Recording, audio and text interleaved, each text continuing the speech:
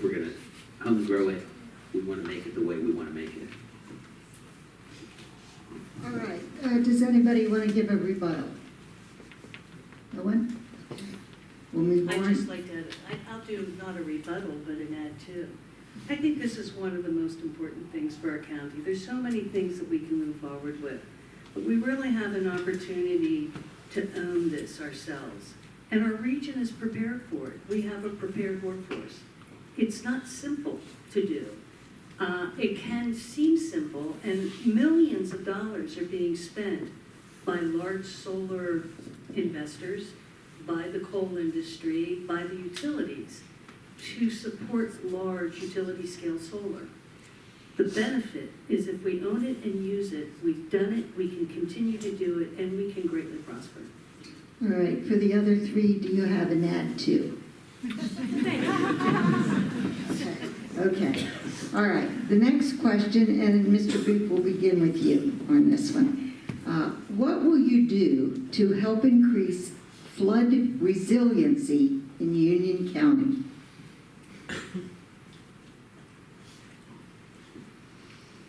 That's a limiting question. There's not a whole lot that, as a commissioner or as a person, that I can do for flood resiliency. You know, we operate the emergency management, and at the county level, we're there when there's a problem, but not out in front of it. Is it mine, Janice? Yes. Okay. Flooding and stormwater management, certainly, you know, I don't believe that climate change and weather pattern change is a hoax. And even if it was, I mean, if the result is that we've got a better environment, healthier people, less flooding, and all the other benefits that come with it, great. Let's address it. Let's do risk management. And flood management is a big one.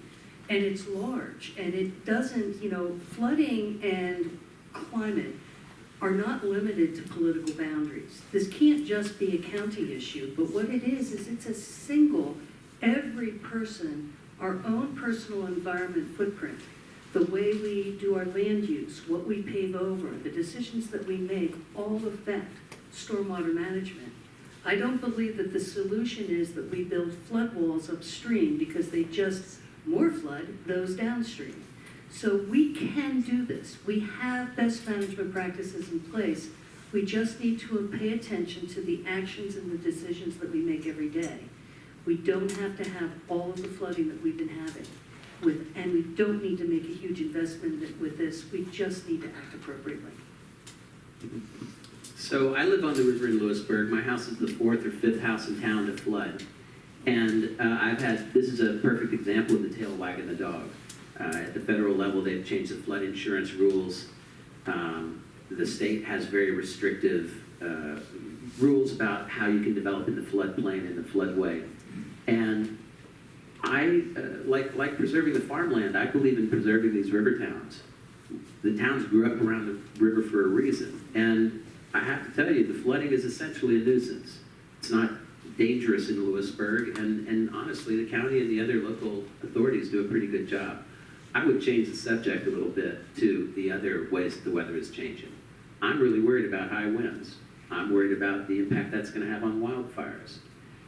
We aren't prepared for that, and that's a place where the county can mobilize resources, provide training, and make sure that our county EMS people have the resources they need.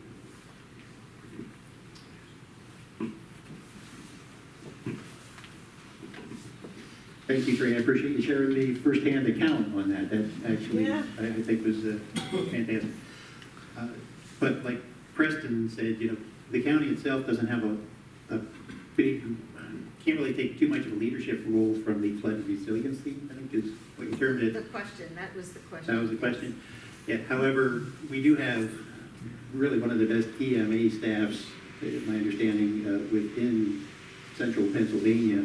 And our EMA does train for the emergency when it happens. And I think from our standpoint, what we can do is make sure that we have those resources available. And we can make the connection so when we do have a flood that maybe is more than a nuisance, that we can connect them with the right people, whether it's federal level, the state level, what have you, and really be that conduit to help.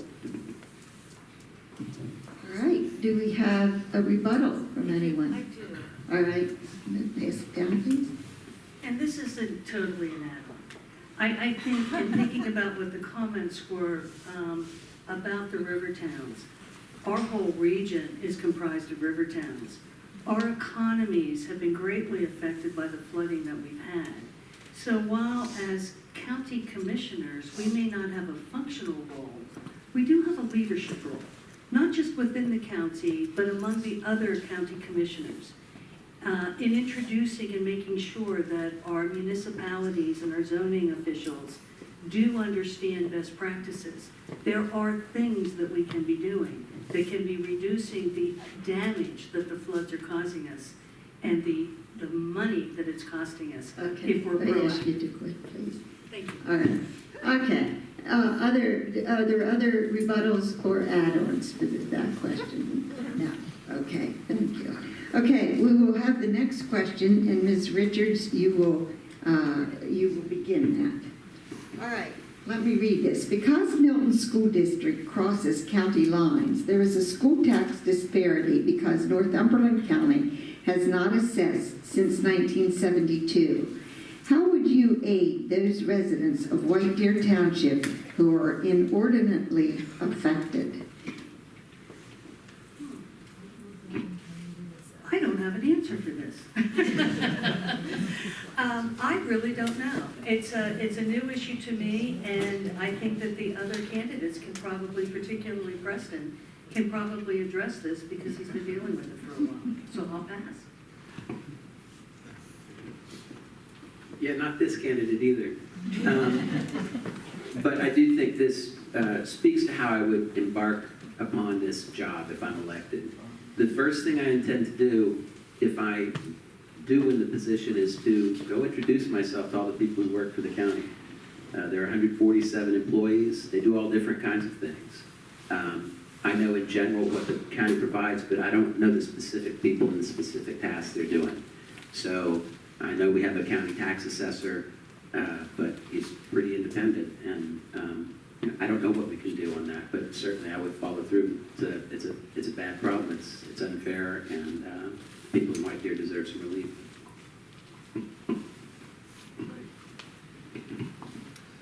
Well, where I choose to live, I mean, I could live in East Buffalo Township, which has higher taxes than my township where I live in West Buffalo.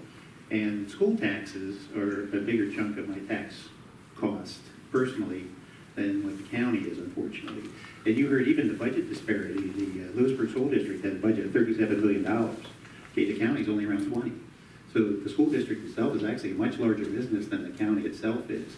And as for where I choose to live, that's part of what I need to know when I choose to make my homestead somewhere and to make these decisions. And if the disparity comes out of it, then through the political process, through the activist process, just go talk to the people who are making those decisions.